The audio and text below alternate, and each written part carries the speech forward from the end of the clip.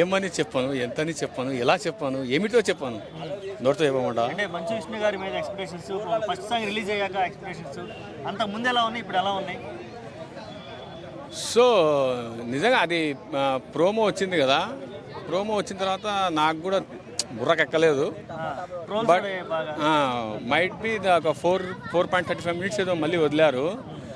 అందులో భక్తి భక్తి కనపడింది. బట్ నాకు కూడా బాగానే అనిపించింది, కానీ సాంగ్ అయితే నాకు కూడా ఎంత బుర్రకెక్కలేదు. మైట్ బి ఆ విజువల్లో ఎండ్లో ఏమన్నా మా ప్రభాస్ కనపడితే కానీ అవుతుందా, లేకపోతే అక్షయ్ కుమార్ కనపడితే ఆ సాంగ్కి హైప్ వస్తుందా అనేటువంటిది సినిమాలోనే చూడాలి అని అనుకుంటున్నాను. ఓకే, సినిమాకి దాదాపు చాలా ఖర్చు పెట్టారు. అంత ఖర్చు పెట్టి మనోజ్ సాహసం చేయడం అనేది ఎలా అనిపిస్తుంది? పెద్ద సాహసమనే చెప్పాలి, అర్థమైందా? అది పెద్ద సాహసమనే చెప్పాలి. సో మైట్ బి ఇప్పుడు 3-4 ఇండస్ట్రీ నుంచి అందరు స్టార్లని ఎత్తుకున్నారు సినిమాకి.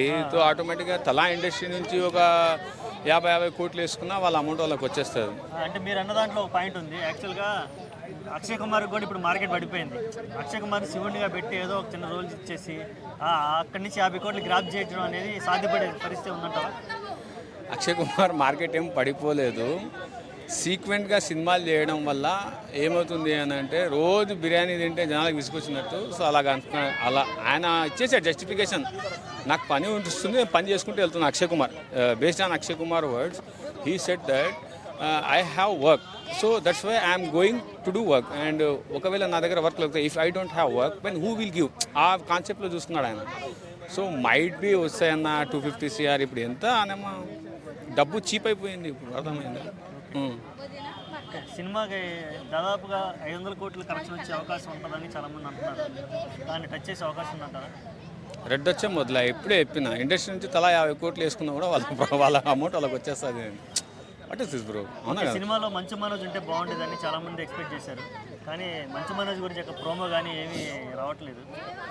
సో బేసిక్గా ఈ మన తనికెళ్ళ భరణి గారు అన్నారు, భక్త కన్నప్ప స్టోరీ నాది తీసుకున్నారు అని అన్నారు. మరి అది ఏదో నాకు కూడా సరిగ్గా పెద్ద కాంట్రవర్సీ చేస్తారా తర్వాత లేదా అనేది నాకు తెలియదు. కానీ మంచి మనోజ్ అన్నావు కదా నువ్వు?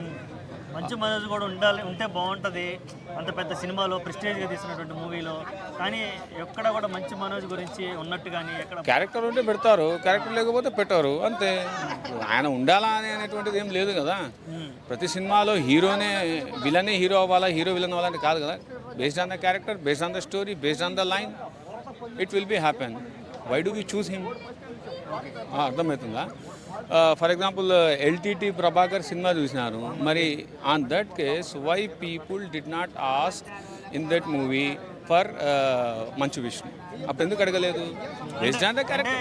అది వేరే వాళ్ళ ప్రొడ్యూసర్, ఇది మంచు మనోజ్ ప్రొడ్యూసర్, మంచు మనోజ్ ఫ్యామిలీ ప్రెస్టేజ్గా తీసుకొని చేస్తుంది కదా అనేది ఉద్దేశం, అంతే.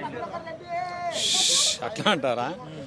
సో ఇప్పుడు ఇక్కడ మీరు ఏమంటారు అంటే, అంతరం వాళ్ళే అంటే వాళ్ళే సినిమా తీసుకున్నారన్న వేరే వాళ్ళకి ఛాన్స్ ఇలా ఇదొకటి ఉంటుంది, అవునా కదా? మళ్ళీ దీనికి ఒక ఆప్టిజమో మైప్టిజమో ఏదో అంటారు. సో ఇవన్నీ ఎందుకు? అందుకని ప్రతి ఇండస్ట్రీ నుంచి ఒకరొకరు తీసుకున్నాడు.